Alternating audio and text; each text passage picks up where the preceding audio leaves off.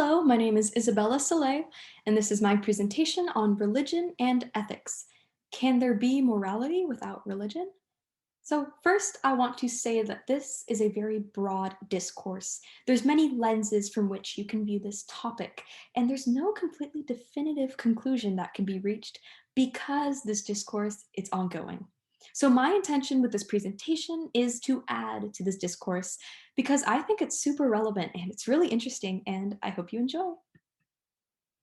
So, first is my introduction.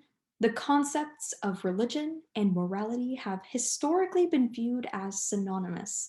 While various holy books define certain moral standards, these definitions have been debated as moral inclinations stem from philosophy and evolved psychology.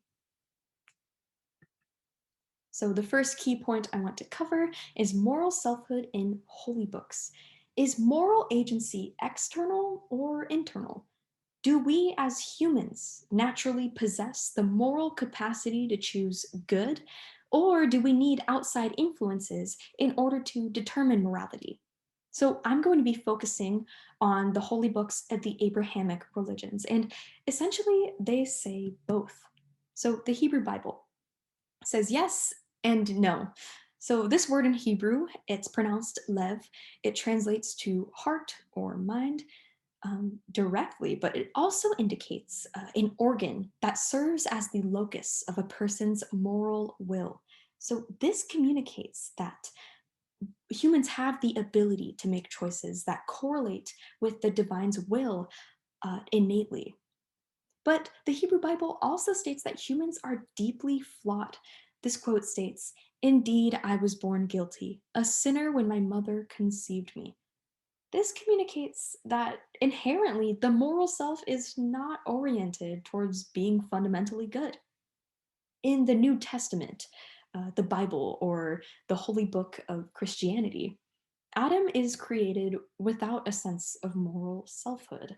In the book of Genesis, he initially has no ability to see good or bad, and God creates him that way. In the Quran, this quote essentially lists things that the Lord has forbidden. One of those things is trespassing against truth or reason. So while there are forbidden acts dictated by the Lord, there's also this emphasis on preserving truth and reason. So it can be assumed that humans must already have an innate moral sense in order to abstain from trespassing on truth and reason. But overall, what I want to communicate is that holy books are a reflection of societies. Keep in mind, this is from a lens of religious studies rather than of theology. These books were written by people who had their own concepts of what morals should be. And these morals, they're enforced by divine punishment in these holy books, but they're also representative of the morals of a society of people who created these books in the first place.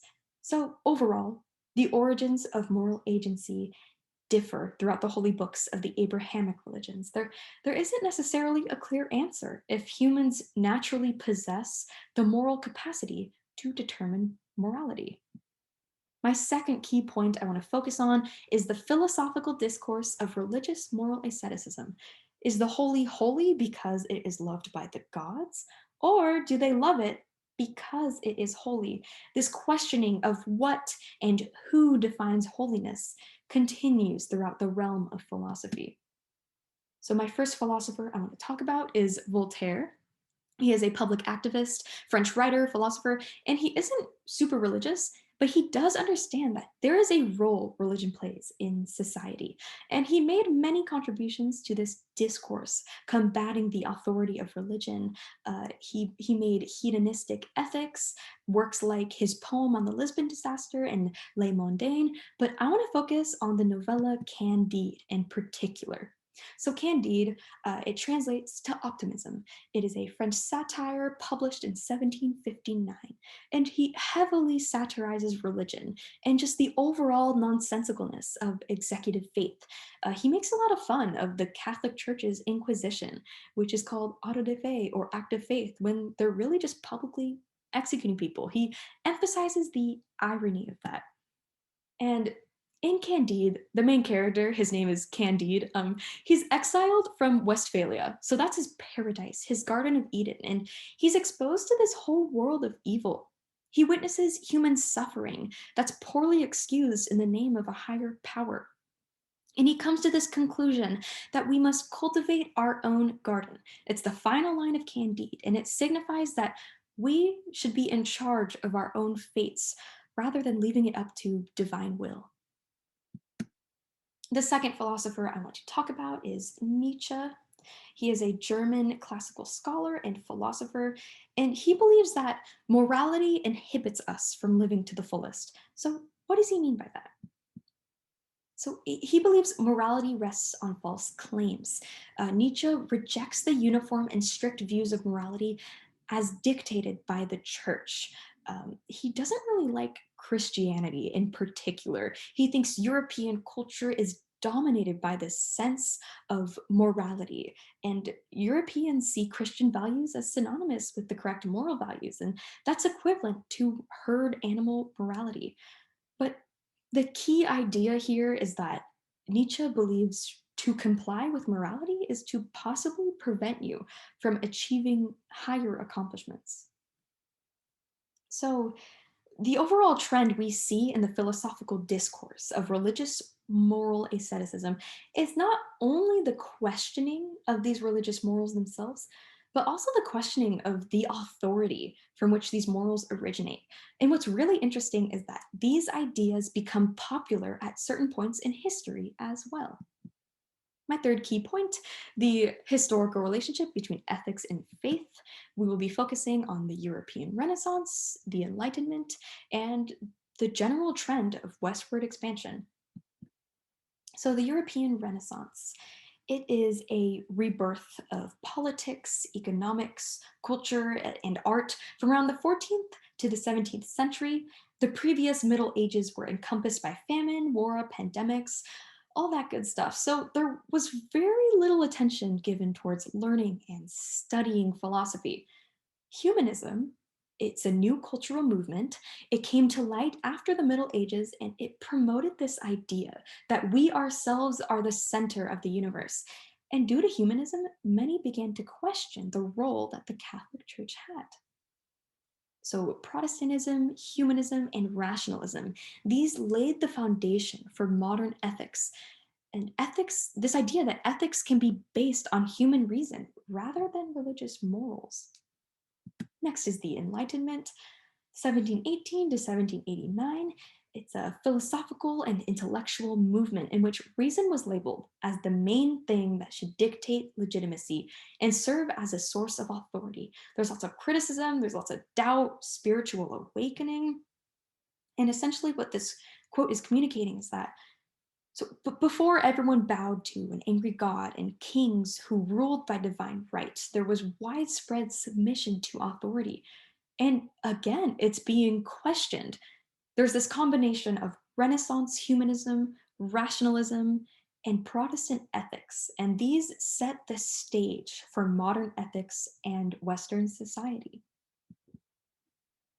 Here's the last one, colonialism and manifest destiny. So, a pretty broad timeline here. It's 1492 to about 1763. This is when many European nations colonized America.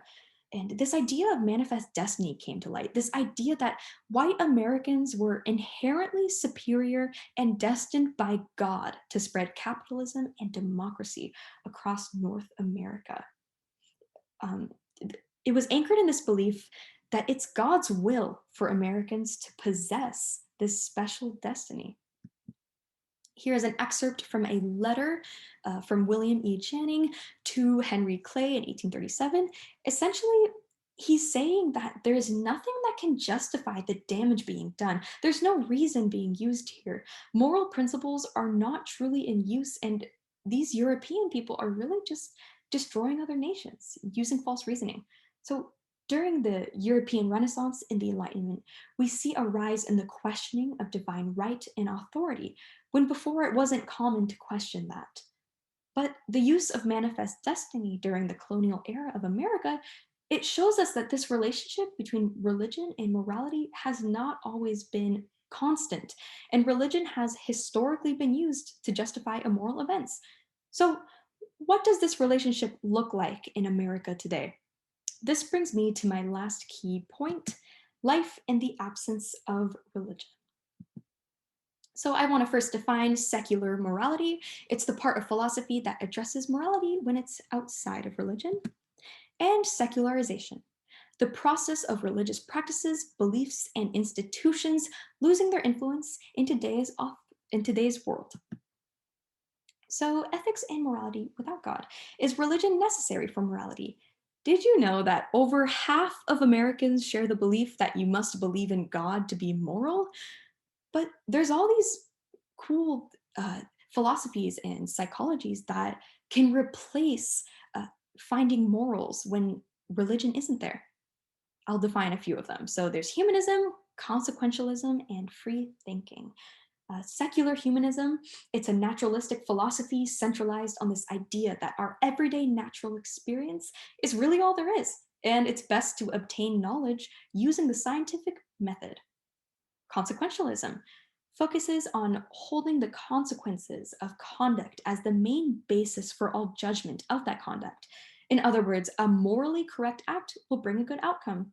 There's free thought, the psychological viewpoint that all opinions should be formed using reason, logic, and science, that authority and tradition shouldn't influence opinion. I also want to talk about the nuns. The rise of secularization in the United States is less about a rise in agnostics and atheists, and more about a rise of the nuns, those who respond with none to the question, what is your religion, or what are your religious views? We're seeing a rise in people who just aren't religious and they don't identify as atheist or agnostic. So the Pew Research Center has some statistics showing that there's a general rise in all three of these: atheism, agnosticism, and those who identify as nothing in particular. Keep in mind that polls can underestimate the number of non-religious people because there's a little bit of a stigma against non-believers. But this is when we finally see that moral inclinations stem from independent philosophies and evolved psychology in the absence of religious authority. Humans are moving away from religion. Secularization is taking place. And while their views of morality may differ from those who are religious, they still have their own sets of morals. So, do we depend on religion to determine morality? Or does religion depend on us to survive? Religion as a social institution can be responsible for determining a society's needs and values, but without a society to utilize it, religion lacks power. We touched a bit on fundamentalism, this idea that religion serves many integral functions throughout society: emotional support, social interaction, etc. People are dependent on religion. But religions are most powerful when they have a society that utilizes it through worship. I personally believe that religion survives to the extent we are dependent on it. There's a codependent form of relationship here. Um, and while religion plays a large role in maintaining society, it also is responsible for shaping greater economic and political conflicts. Is that exchange worth it? We see religion being used to justify immoral acts, similar to the events of Manifest Destiny. As long as religion is given this highly authoritative role in society and government, it has this power to negatively influence political and economic decisions. So, if we have a way to create morals using philosophy and psychology, is this exchange necessary? Will religion continue to lose authority as the populations of nuns, agnostics, and atheists grow? Has it already lost authority? It's really an ongoing discourse, and we look through only a few lenses, but I must now bring us to our conclusion. Historically, religion has been responsible for enforcing moral behavior. The questioning of authority became a common philosophical trend, and as evolved psychology and philosophy replaced the need for religious doctrines to determine morality, the current necessity of authoritative religious moral selfhood can be called into question. The final line of Voltaire's Candide states, "We must cultivate our own garden." As religious practices, beliefs, and institutions lose their influence and authority, we gain the ability to indulge in our own various fruits of wisdom. Thank you for watching.